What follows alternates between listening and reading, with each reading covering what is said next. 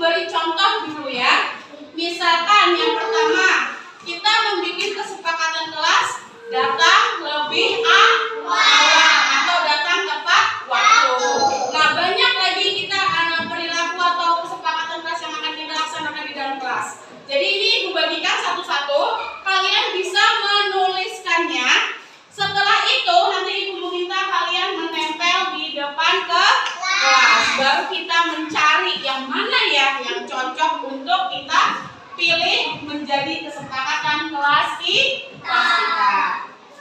Satu yang tadi yang itu. Ya.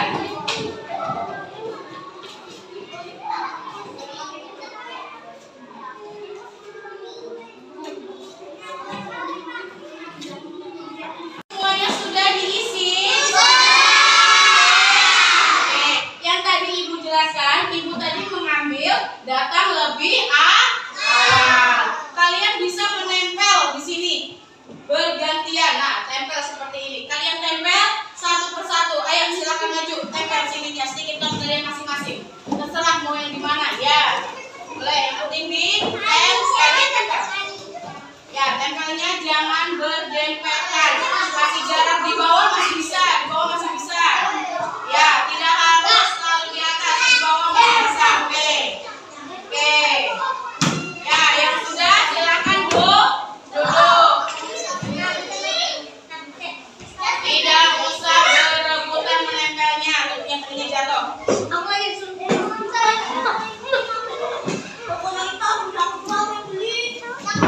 Di bawah masih bisa deh, nah.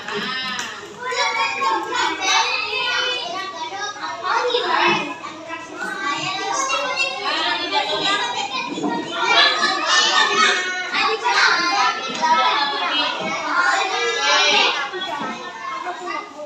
Oke, semuanya sudah menempel. Kita baca satu persatu. Datang lebih awal, memakai seragam dengan rapi, kemudian memakai seragam dengan rapi. Oh, ada dua yang menjawab memakai seragam. Terus ini datang tepat waktu, kemudian melakukan piket lebih awal, kemudian bekerja sama dengan baik, menghormati guru dan teman, tidak membuli teman, iya. Terus menjaga kebersihan dan kerapian, saling tolong menolong, menghormati guru dan teman. Berarti menghormati guru dan teman ini ada di sini. Kita kelompokkan ya.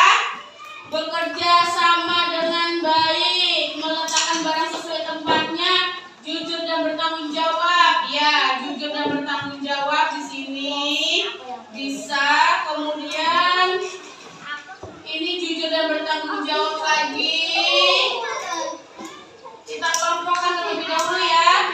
Datang tepat waktu.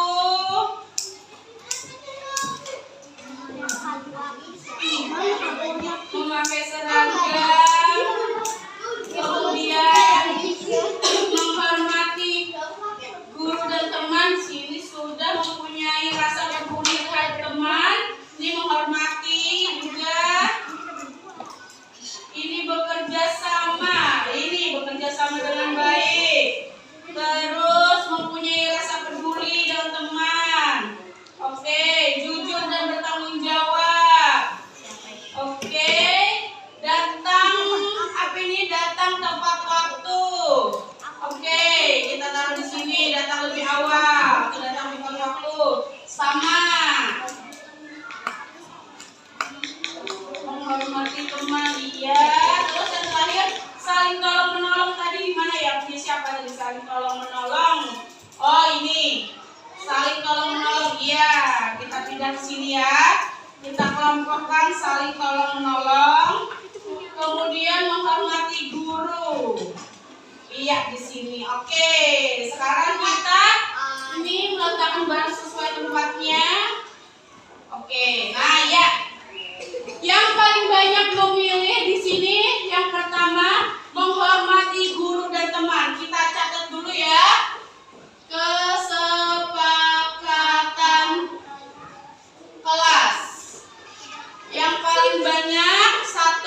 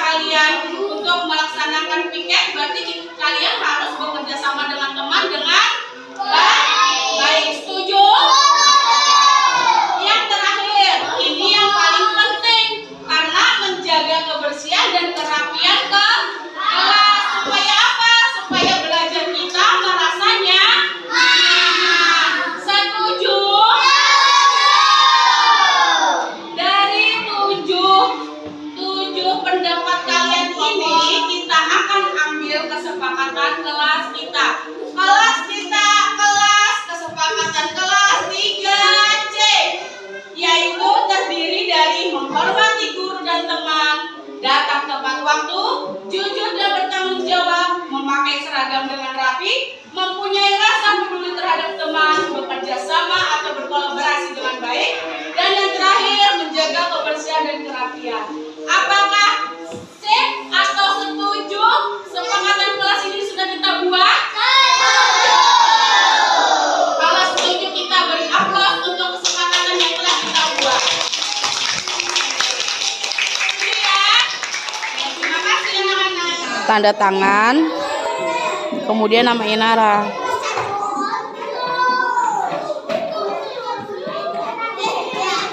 Bawahnya bisa. Iya, oke, lanjut. Saya Bu. Bu, habis saya Halimah ya. Gimana Bu? Terserah. Ibu. Tanda tangan ayah kasih. Inara aja Bu. Ayo. Gimana Bu? Gak bisa kayak aku. Hah? Kayak aku Bu. Caranya gimana? Kasih. Gimana? Gitu ya. Leoni nama. Apa ya? Kan tadi kan aku yang nganuin pas kelas 2. L-nya gini loh. Nah, coba. Lihat. Tulis namanya. Udah. Leoni. Di bawah sini, Leoni. Gak bisa. Iya. Putih. Dah. Lanjut Hamizan.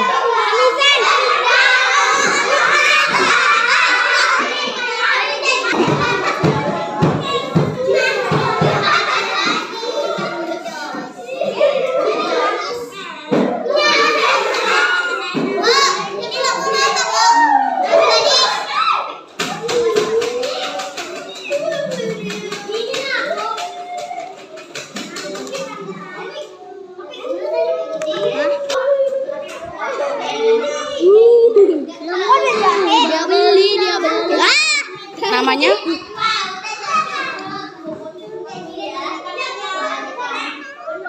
Begitu. Urat-uratnya kelihatan loh Bu. Nggak kelihatan. Nama? Nah Bu, di bawahnya kan tuh. Iya, oke. Keren gitu.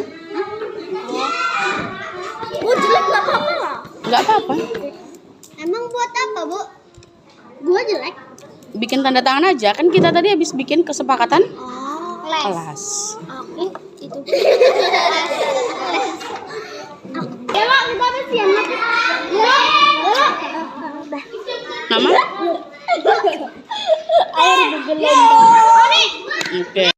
Ini penyelesaiannya bagus. Jelek. Bagus itu. Anggit itu jelek. Oke. Ini tadi minta. Nama.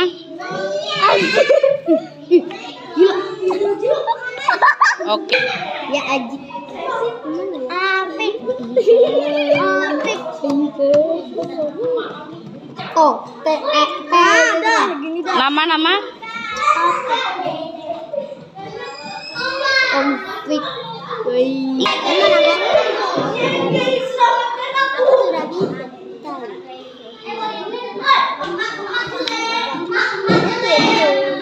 Oke. Javina.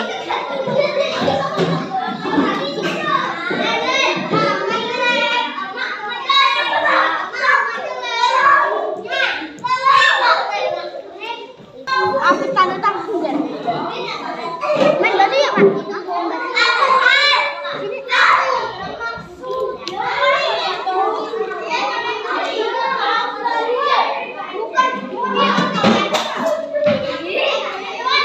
Oke.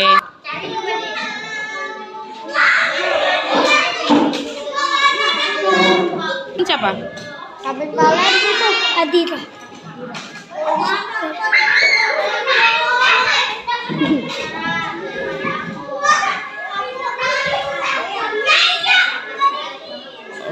Iya.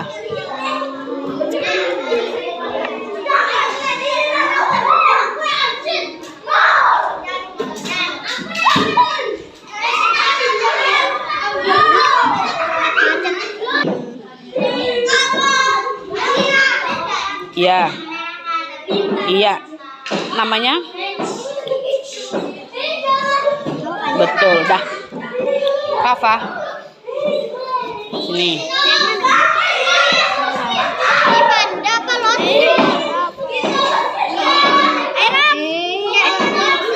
Tulis Rafa. Oke.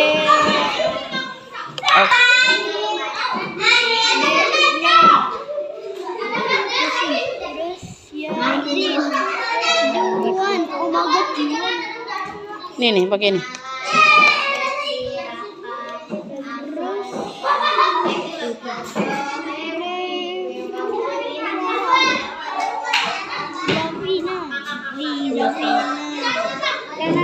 Oke, Adit, silakan.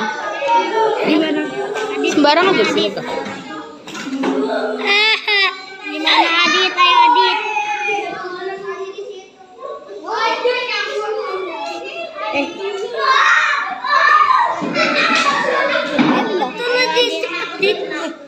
Iya, Adit bikin apa? Adit bikin apa? Apa, Adit? Oh, Dek.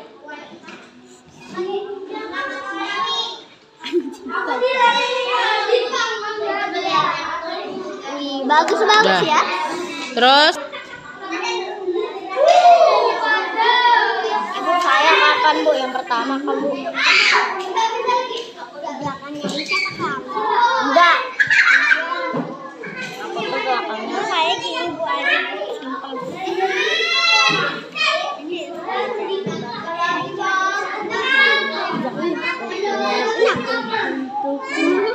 namanya. Jangan terlalu dekat. Ibu kayak mau video di bawah sini nih.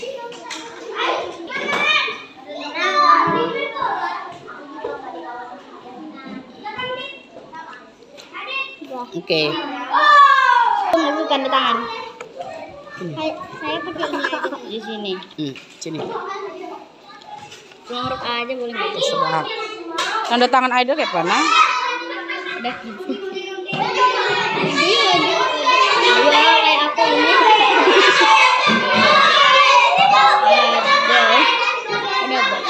Nama? Nama-nama di bawah. Ini Bu, namanya Bu. Tanda tangannya? Gak tahu. Ini Ya udah tanda tangannya di sini. coret aja Bu. Boleh. Ya. Jalan. Udah. Dah aja deh, nah dah.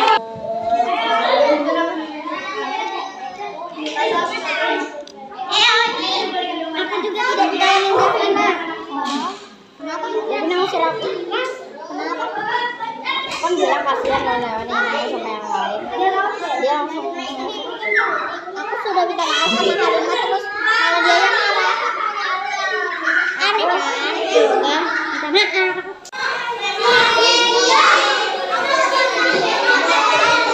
Assalamualaikum warahmatullahi wabarakatuh. Alhamdulillah kita bisa berkumpul di sini dalam acara presentasi saya dalam menyebarkan pemahaman dan penerapan pengalaman budaya positif modul 1.4. Masih semangat Bapak-bapak Ibu-ibu siang hari ini? Oke, kita ice breaking dulu. Kita ice breaking semuanya bisa berdiri. Oke, kita ice breakingnya tepuk 1, tepuk 2, tepuk 3, tepuk 4, tepuk 5. Semangat? Semangat. Oke, terima kasih. Oke, kita langsung aja ya di sini menyebarkan pemahaman dan penerapan pengalaman budaya positif. Nah, sebelum memasukin materi, saya ingin berpantun sedikit. Nanti ibu-ibu, bapak-bapak bisa menjawab cakep, oke? Pohon durian, buah berduri. Tumbuh bertetangga dengan kemiri. Izinkan saya untuk berbagi. Semoga dapat menginspirasi. Selanjutnya, nah kita akan memasuki intinya, yaitu konsep inti budaya positif. Di sini ada 8. Yang pertama perubahan paradigma positif, disiplin positif, nilai-nilai kebajikan, kebutuhan dasar manusia, motivasi perilaku manusia, posisi kontrol guru, keyakinan kelas, dan segitiga restitusi. Selanjutnya, pembelajaran dengan paradigma baru. Pembelajaran dengan paradigma baru merupakan pembelajaran yang dirancang berdasarkan prinsip pembelajaran berdiferensiasi, sehingga peserta didik belajar sesuai kebutuhannya berdasarkan tahap perkembangan sesuai teori psikologi modern untuk mewujudkan profil pelajar Pancasila. Profil pelajar Pancasila di sini mencakup 6 profil pelajar Pancasila. Yang pertama, beriman bertakwa kepada Tuhan Yang Maha Esa dan berakhlak mulia, berkebinekaan global, bergotong royong, kreatif, bernalar kristis, dan mandiri. Nah, di sini ada miskonsepsi tentang teori kontrol, yang dimana gambar pertama, ilusi guru mengontrol murid. Ilusi bahwa semua penguatan positif, efektif, dan bermanfaat. Yang kedua, ilusi bahwa kritik dan membuat rasa bersalah mampu menguatkan karakter. Yang ketiga, ilusi bahwa orang dewasa berhak memaksa. Selanjutnya, ini ada merubah paradigma stimulus respon ke pendekatan teori kontrol. Stimulus respon yang pertama realitas atau kebutuhan kita bersama. Teori kontrolnya realitas kebutuhan kita berbeda. Semua orang melihat yang sama, setiap orang memiliki gambaran berbeda. Kita mencoba mengubah agar berpandangan sama dengan kita. Kita berusaha memahami pemandangan orang lain tentang dunia. Perilaku buruk dilihat sebagai suatu kesalahan. Semua perilaku memiliki tujuan. Orang lain bisa mengontrol saya, hanya Anda yang bisa mengontrol diri Anda. Saya bisa mengontrol orang lain, Anda tidak bisa mengontrol orang lain. Pemaksaan Anda pada saat rujukan gagal. Kolaborasi dan konsensus menciptakan pilihan-pilihan baru. Dan yang terakhir, model berpikir menang atau kalah. Model berpikir menang-menang. Nah, disiplin positif, kita memasuki disiplin positif. Disiplin positif dari kata disiplina yang artinya belajar. Disiplin mengacu pada disiplin diri yang memiliki tanggung jawab terhadap apa yang dilakukannya berdasarkan nilai-nilai yang diyakini. Disiplin positif merupakan salah satu cara penerapan disiplin yang bertujuan untuk menumbuhkan kesadaran serta memberdayakan peserta didik tanpa imbalan penghargaan, reward, ancaman, atau hukuman. Sebagai pendidik, tujuan kita adalah menciptakan peserta didik yang memiliki disiplin diri sehingga mereka berperilaku mengacu kepada nilai-nilai kebajikan universal dan memiliki motivasi intrinsik dalam perubahan perilaku ke arah yang lebih baik. Fungsi dari budaya positif sendiri akan menciptakan rasa aman dan nyaman pada murid selama proses pembelajaran. Budaya positif dapat mendorong murid untuk mampu berpikir, bertindak, dan menciptakan sebagai bagian dari proses berpihak pada murid, sehingga murid menjadi lebih mandiri dan bertanggung jawab. Nah, di sini saya memiliki 2 contoh pembiasaan baik, yaitu pada pagi hari menyambut siswa datang dan pulang sekolah di depan gerbang dengan tujuan membuat siswa datang tepat waktu sebelum gerbang ditutup. Nah, ini di sekolah kita, ini dilaksanakan Senin sampai Sabtu sesuai jadwal guru masing-masing. Jadi setiap harinya Senin ada sekitar 4-5 guru yang berpiket. Nah, yang kedua, ini upacara bendera pada Senin pagi sebelum kegiatan belajar mengajar dilaksanakan dengan metode siswa bergilir per kelas untuk menjadi tugas upacaranya. Di sekolah kami ini biasanya bertugasnya untuk kelas tinggi ya, mulai dari kelas 4, 5, dan 6. Dan peserta upacara lainnya bisa didampingi oleh guru, fungsinya untuk melatih kepemimpinan siswa dan memupuk rasa nasionalis agar siswa cinta tanah air. Nah, yang ketiga ini berdoa dan literasi, yang dimana sebelum kita memasuki pembelajaran kita berdoa terlebih dahulu. Setelah berdoa kita akan mengadakan literasi 15 menit sebelum pembelajaran dimulai. Ini fungsinya melatih siswa membaca, sebab membaca adalah jendela dunia. Yang ketiga, sholat duha dan Jumat Takwa. Sholat duha biasanya kami laksanakan setiap hari Rabu dan dipimpin oleh guru agama. Fungsinya untuk melatih siswa dalam melaksanakan kewajiban kita sebagai umat muslim. Gerakan membaca doa bersama setiap Jumat pagi ini untuk melatih siswa yang memiliki nilai profil pelajar Pancasila, dimensi beriman dan bertakwa pada Tuhan Yang Maha Esa dan berakhlak mulia. Ini kegiatan sholat duha dan ini Jumat Takwa. Ini kebetulan di sekolah kami ada 3 guru agama. Biasanya ada perjenjang untuk ada fase kelas 1, 2, 3, 4 dan 5, 6. Nah, ini senam bersama kami lakukan pada Sabtu pagi, yaitu senam sehat, Sabtu sehat, sebelum kegiatan belajar mengajar dilaksanakan. Dengan metode ini, siswa bergilir untuk menjadi instruktur senam. Fungsinya untuk melatih siswa agar terbiasa hidup sehat. Nah, ini kita memasuki nilai-nilai kebajikan, yang dimana nilai-nilai kebajikan adalah sifat-sifat manusia yang merupakan tujuan mulia yang ingin dicapai setiap individunya. Yang kedua, nilai-nilai yang disepakati bersama, lepas dari suku, bangsa, agama maupun latar belakangnya.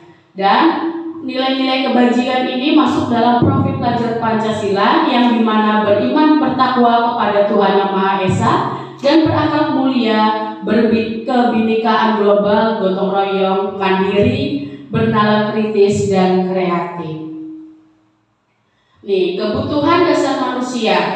Kebutuhan manusia adalah segala sesuatu yang dibutuhkan oleh manusia untuk mempertahankan keseimbangan kondisi fisiologis dan psikologis yang bertujuan untuk mempertahankan kehidupan dan kesehatan. 5 kebutuhan dasar manusia. Yang pertama ada penguasaan, kasih sayang, bertahan hidup, kebebasan, dan kesenangan. Di sini saya akan menjelaskan 5 kebutuhan dasar manusia lebih terinci lagi, yaitu kebutuhan bertahan hidup, di mana kebutuhan bertahan hidup ini atau bisa kita sebut dengan survival adalah kebutuhan yang bersifat fisiologis untuk bertahan hidup, misal seperti kesehatan, makan, pakaian, atau rumah dan sebagainya. Kebutuhan biologis sebagian bagian dari proses reproduksi, termasuk kebutuhan untuk tetap bertahan hidup. Yang kedua, kebutuhan kasih sayang dan rasa diterima. Kebutuhan ini dan 3 kebutuhan berikutnya adalah kebutuhan psikologis, yang dimana kebutuhan untuk disayangi dan diterima meliputi kebutuhan akan hubungan dan koneksi sosial. Kebutuhan untuk memberi dan menerima kasih sayang dan kebutuhan untuk merasa menjadi bagian dari suatu kelompok. Kebutuhan ini juga meliputi keinginan untuk tetap terhubung dengan orang lain seperti teman, keluarga, pasangan hidup, teman kerja, binatang peliharaan, dan kelompok di mana kita bisa terhubung.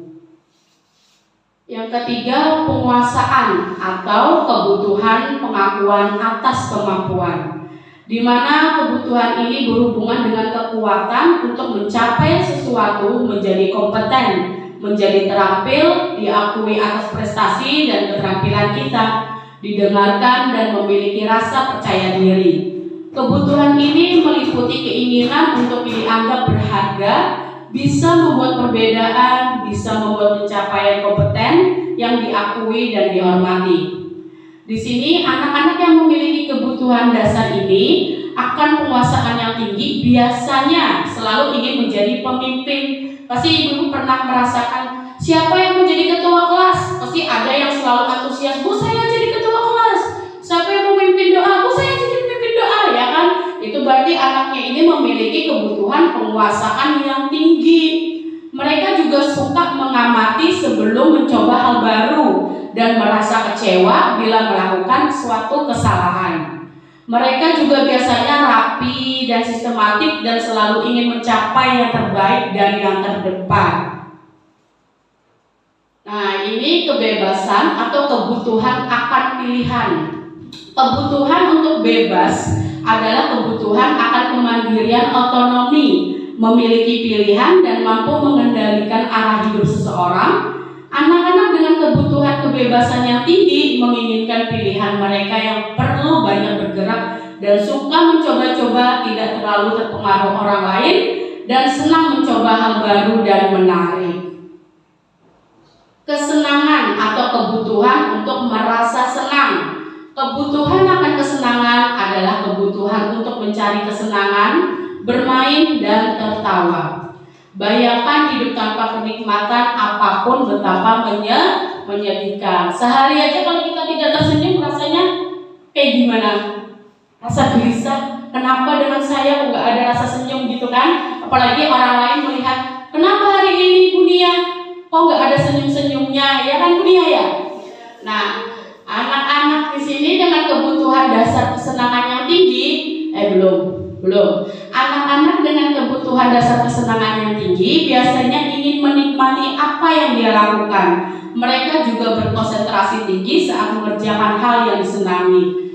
Berarti di kelas itu ada, Bu, hari ini kita menggambar saja. Biasanya kita mendapati anak yang suka menggambar kartun, ya kan? Nah, itu biasanya mereka mendesainnya itu penuh konsentrasi yang tinggi, mulai detail menggambar rambut, wajah, tangan, dan sebagainya. Nah, kita memasuki motivasi perilaku manusia yang dimana untuk menghindari ketidaknyamanan atau hukuman, untuk mendapatkan imbalan atau penghargaan, ini masuk dalam motivasi eksternal, motivasi dari luar. Untuk motivasi yang dari dalam itu untuk menghargai diri sendiri. Konsep disiplin dengan identitas gagal. Kita akan membahas dua konsep disiplin dengan identitas gagal dulu. Yang pertama hukuman. Hukuman ini dapat mengakibatkan menyakitkan, tidak nyaman, murid takut, memaksa murid menyembunyikan kesalahan. Dan penghargaan ini masuk dalam tidak efektif, bisa merusak hubungan sifat iri, mematikan kreativitas, menghukum dengan sistem ranking, merampas hak dan menghargai dirinya. Salah satu aja saya ambil nih, menghukum dengan sistem ranking. Makanya sekarang kita kurikulum Merdeka tidak mengadakan lagi ranking. Kenapa? Karena supaya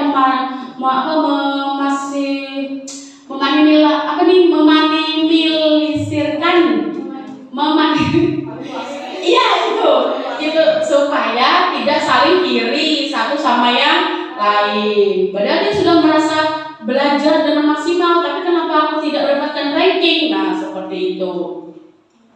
Ini konsep disiplin dengan identitas sukses. Konsekuensinya penguatan jangka pendek, perlu monitoring berkelanjutan, stimulus, murid menghormati peraturan, dan yang restitusi adalah murid yang bertanggung jawab untuk perilakunya. Kemudian fokus pada pemecahan masalah, murid menghormati dirinya dan orang lain. Yang terakhir teori kontrol atau memegang kontrol.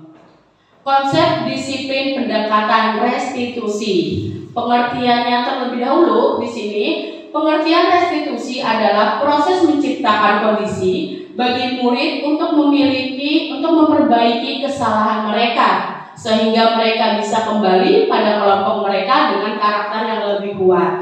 Ini pendapat dari dosen tahun 2024. Kemudian ciri-ciri restitusi, bukan untuk menebus kesalahan, namun belajar dari sebuah kesalahan.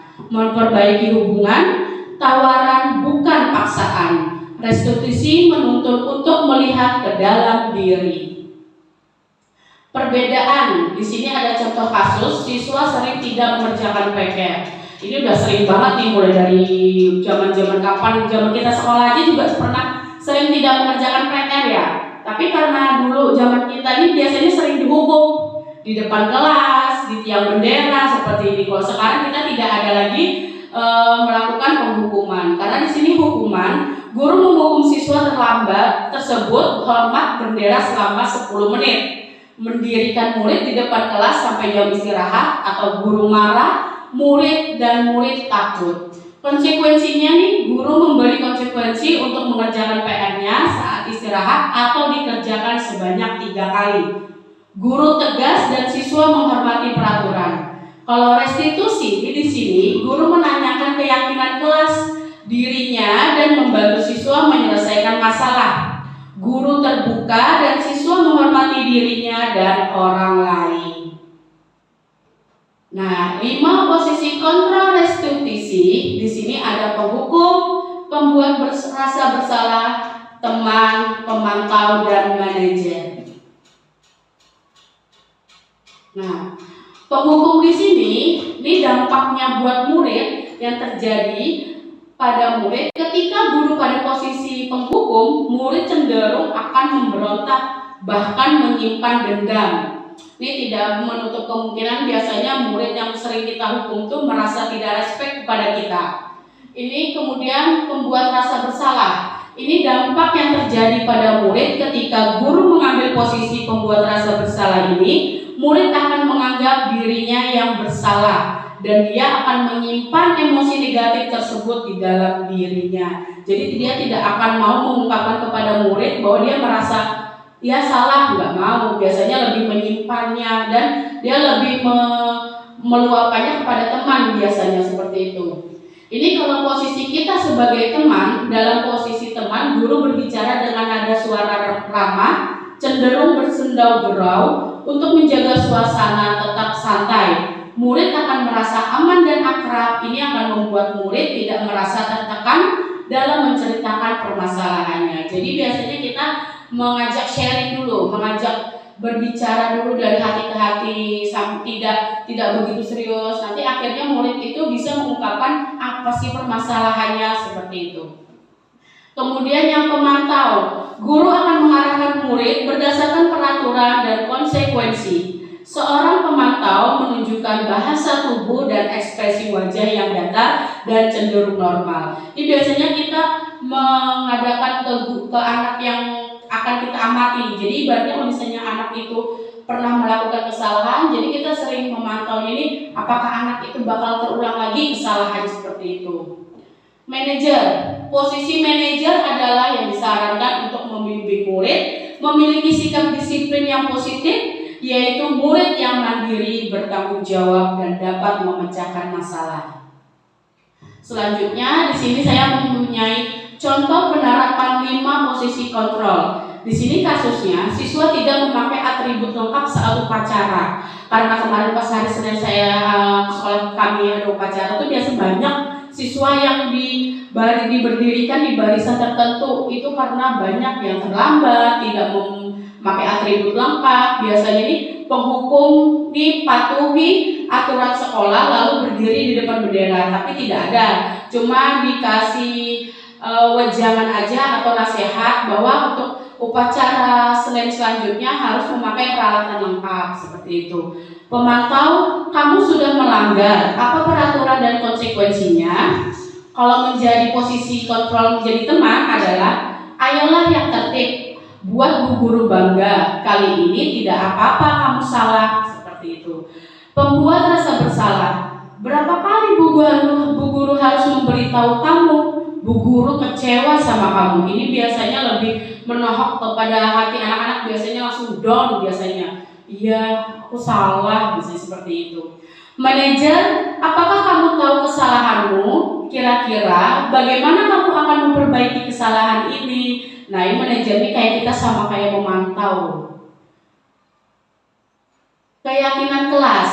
Nah, keyakinan kelas sama peraturan kelas kurang lebih aja. Cuma kalau dari sekarang ini kita akan membahas tentang keyakinan kelas. Tidak ada lagi peraturan kelas. Keyakinan kelas di sini adalah nilai-nilai kebajikan atau prinsip-prinsip universal yang disepakati bersama secara universal, lepas dari latar belakang suku, negara maupun agama. Pembentukan keyakinan kelas bersifat abstrak daripada peraturan yang lebih rinci dan konkret. Keyakinan kelas berupa pertanyaan yang universal. Pertanyaan keyakinan kelas senantiasa dibuat dalam bentuk yang positif. Keyakinan kelas hendaknya tidak terlalu banyak sehingga mudah diingat dan dipahami. Nah, di sini saya ada 2 contoh di pembuatan keyakinan kelas.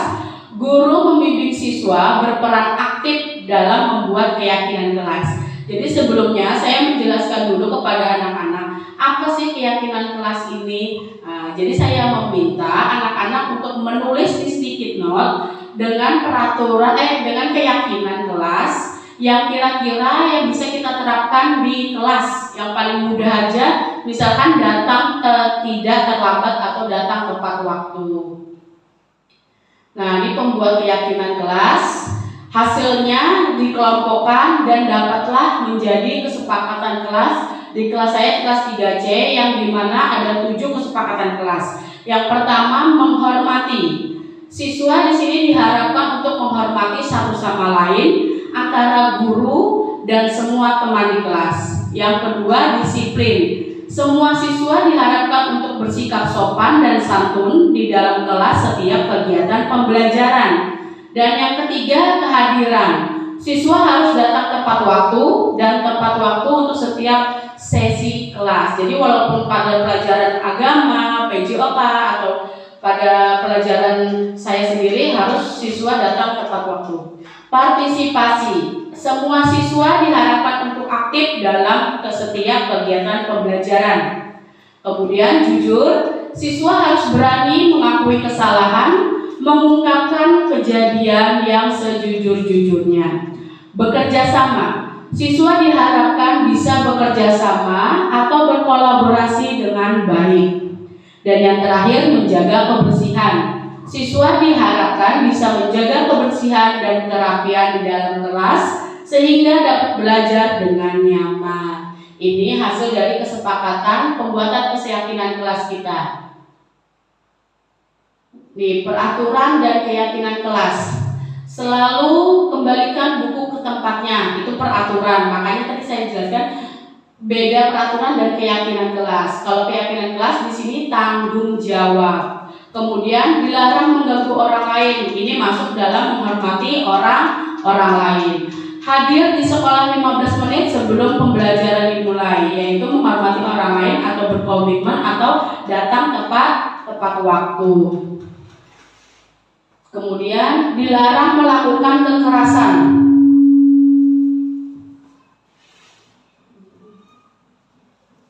Dilarang melakukan kekerasan, yaitu keselamatan menghormati orang lain. Dilarang menggunakan narkoba. Ini yang jangankan narkoba, biasanya anak-anak SD itu sudah merokok, megang rokok aja tidak dianjurkan. Makanya di sekolah ini mau guru, mau penjaga sekolah atau siapapun tidak diperbolehkan merokok di lingkungan sekolah. Kemudian keyakinan kelasnya kesehatan. Bergantian atau menunggu giliran di sini masuk dalam menghormati orang lain atau bersabar. Gunakan masker, ini masuk dalam kesehatan dan keselamatan. Dan yang terakhir, jangan berlari di kelas atau koridor, yaitu keselamatan dan keamanan. Segitiga restitusi. Di sini ada 3. Yang pertama, menstabilkan identitas, yang dimana kita semua akan melakukan hal yang terbaik yang bisa kita lakukan untuk murid. Validasi tindakan yang salah. Semua perilaku memiliki alasan. Dan yang terakhir, menanyakan keyakinan. Kita semua memiliki motivasi internal. Nah, di sini validasi tindakan yang salah, menanyakan keyakinan dan menstabilkan identitas masuk dalam segitiga restitusi. Kamu tentu punya alasan mengapa melakukan itu. Nah, biasanya pertanyaan, adakah cara yang lebih efektif untuk mendapatkan apa yang kamu butuhkan? Setiap orang pasti pernah melakukan kesalahan dan kamu bukan satu-satunya yang pernah melakukan ini. Kamu ingin menjadi orang yang seperti apa? dan keyakinan kelas apa yang telah kita sepakati. Di pertanyaan ini lebih cenderung kita bertanya, bukan kita menyalahkan murid. Seperti jadi dalam pertanyaan ini siswa tuh biasanya lebih mau untuk bercerita tanpa menyembunyikan suatu masalahnya. Nih, menstabilkan identitas. Bagian dasar dari segitiga restitusi ini bertujuan untuk mengubah identitas anak dari yang gagal karena melakukan kesalahan menjadi orang yang sukses.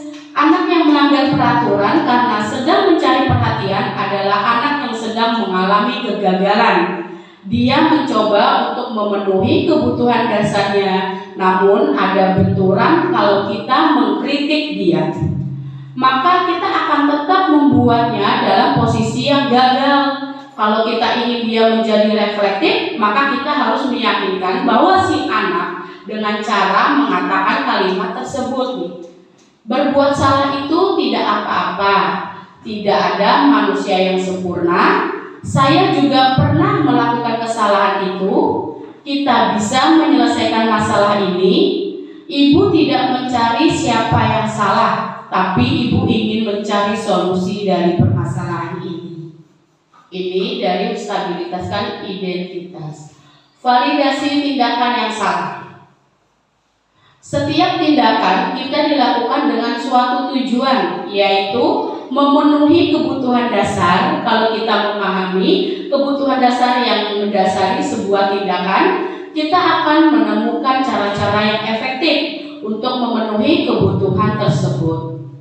Yang pertama, padahal kamu bisa melakukan yang lebih buruk dari ini ya. Yang kedua, kamu pasti punya alasan mengapa melakukan hal itu. Yang ketiga, kamu patut bangga pada dirimu sendiri karena kamu telah melindungi sesuatu yang penting buatmu. Dan yang terakhir, menanyakan keyakinan, di mana teori kontrol menanyakan bahwa kita pada dasarnya termotivasi secara internal ketika identitas sukses telah tercapai. Langkah yang pertama dan tingkah laku yang salah telah divalidasi. Langkah yang kedua, maka anak akan siap untuk dihubungkan dengan nilai-nilai yang dia percaya dan berpindah menjadi orang yang dia inginkan. Terima kasih. Sekian dari presentasi pemaparan saya. Apakah Ibu atau Bapak ingin bertanya tentang budaya positif ini? Saya persilahkan.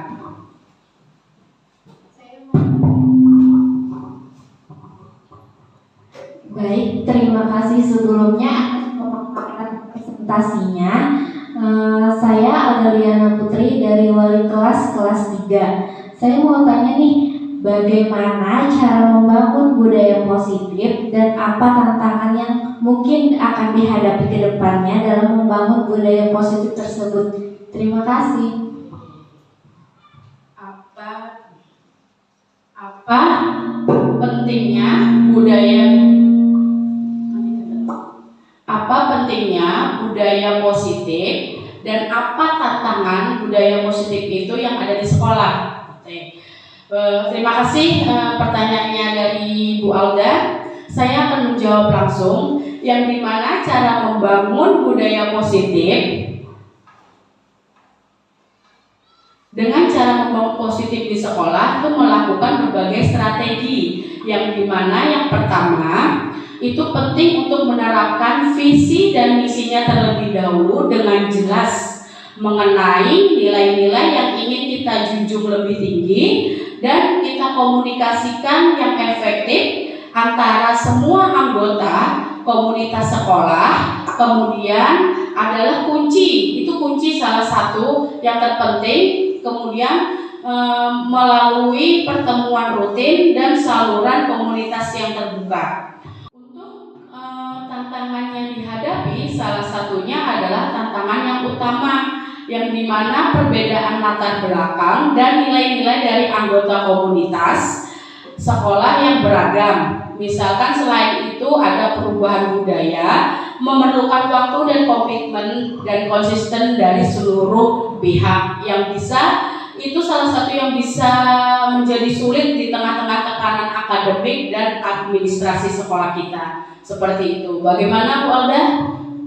Jawaban dari saya? Baik, terima kasih dapat dipahami.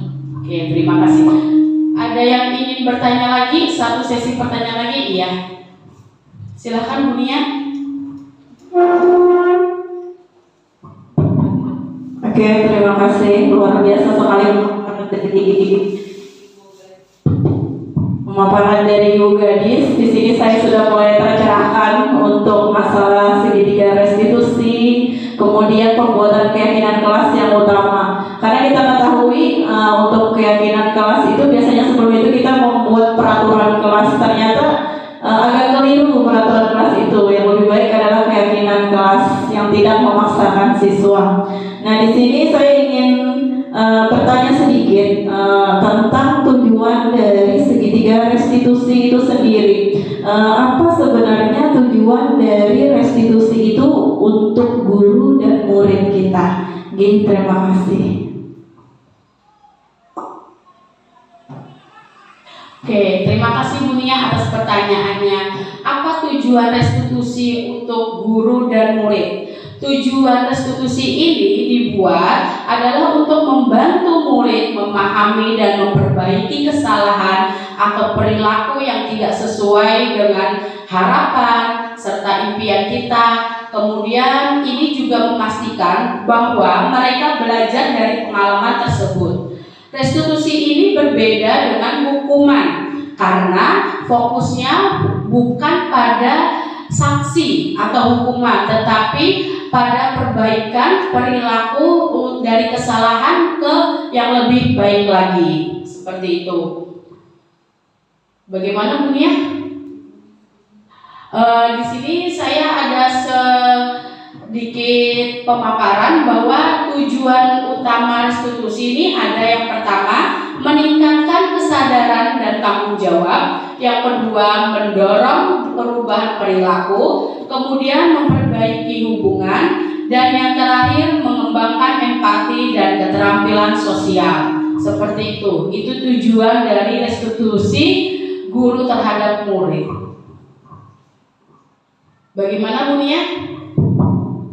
Terima kasih Bu Gadis. Tapi menurut saya bisa Pian jelaskan pengertian dari meningkatkan kesadaran dan tanggung jawab itu seperti apa, kemudian mendorong perubahan perilaku, memperbaiki hubungan, mengembangkan empati dan keterampilan sosial itu seperti apa? Bisa dijelaskan sedikit secara detail? Oke, kalau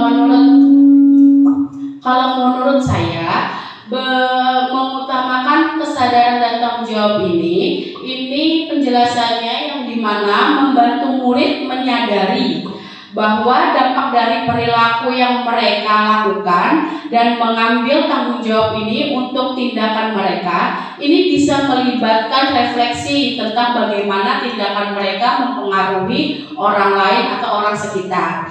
Dan untuk mendorong perubahan perilaku, ini memberikan kesempatan yang dimana bagi murid untuk memperbaiki perilaku mereka dan menunjukkan bahwa perubahan yang mereka lakukan akan berdampak positif. Restitusi membantu murid belajar dengan cara yang lebih baik untuk mengatasi situasi atau konflik yang ada. Kalau untuk memperbaiki hubungan, di sini saya bisa menjelaskan dengan memperbaiki hubungan antara murid dan pihak yang terkena dampak atau masalah ini seperti teman sekelas ataupun guru, itu bisa melibatkan permintaan maaf atau tindakan lain seperti memperbaiki situasi yang ada. Dan yang terakhir dalam mengembangkan empati dan keterampilan sosial, yang dimana mengajarkan kepada murid bahwa membantu menciptakan dan murid tentang empati dan bagaimana berinteraksi secara positif dengan orang lain. Ini juga membantu mengembangkan Mengembangkan empati dan keterampilan sosial ini di mana mengajarkan murid tentang empati dan bagaimana berinteraksi secara positif dengan orang lain. Ini juga membantu mereka mengembangkan keterampilan sosial yang penting untuk hubungan yang sehat di lingkungan sekitarnya. Seperti itu, Bu Nia. Bagaimana jawaban dari saya? Apakah kurang puas atau sudah cukup? Ya sudah cukup Bu Gadis, terima kasih banyak atas pengertiannya, luar biasa sekali. Oke, itu aja yang bisa saya sampaikan dari pemahaman modul 1.4 tentang budaya positif. Sekian hasil presentasi dari saya. Mudahan dari presentasi hari ini bisa menginspirasi Bapak Ibu dan bisa kita terapkan budaya positif yang lebih baik lagi untuk kedepannya, terutama untuk sekolah kita tercinta ini. Sekian dari saya. Assalamualaikum warahmatullahi wabarakatuh. Assalamualaikum warahmatullahi wabarakatuh. Saya Ibu Sri Hartini SD. Saya selaku kepala sekolah di SDN 5 Samsudinur mengucapkan terima kasih yang sebesar-besarnya kepada Ibu Gadis Desi Anjani selaku calon guru penggerak angkatan 11 di sekolah ini. Terima kasih sudah melaksanakan kegiatan dan kolaborasi bersama teman-teman mengenai budaya positif di sekolah ini, terutama di dalam kelas mengenai keyakinan kelas, yang mana di sini sangat berguna dan bermanfaat bagi anak-anak kita, untuk membangun keyakinan kepada anak-anak mengenai bagaimana cara menanamkan disiplin, terutama di dalam kelas. Jadi sekali lagi saya ucapkan terima kasih kepada Ibu Gadis Desi Anjani yang telah melaksanakan kegiatan tersebut. Assalamualaikum warahmatullahi wabarakatuh. Saya Nia Elvira Safitri, rekan dari Ibu Gadis. Terima kasih kepada Ibu Gadis telah memberikan pemahaman tentang budaya positif, terutama untuk keyakinan kelas, sehingga saya dapat menerapkan keyakinan kelas bersama siswa-siswa saya di kelas. Semoga Ibu Gadis selalu lancar menjalankan pendidikan program guru penggeraknya. Semangat selalu Bu Gadis! Assalamualaikum warahmatullahi wabarakatuh. Saya Adelia dari kelas 3C. Dari penjelasan yang telah disampaikan Bu Gadis tentang keyakinan kelas yang kami buat. Di kelas 3C saya sudah mengerti dalam keyakinan kelas kami. Ada nilai disiplin yang dapat dilaksanakan dengan penuh kesadaran dari dalam diri saya. Terima kasih Bu Gadis, tetap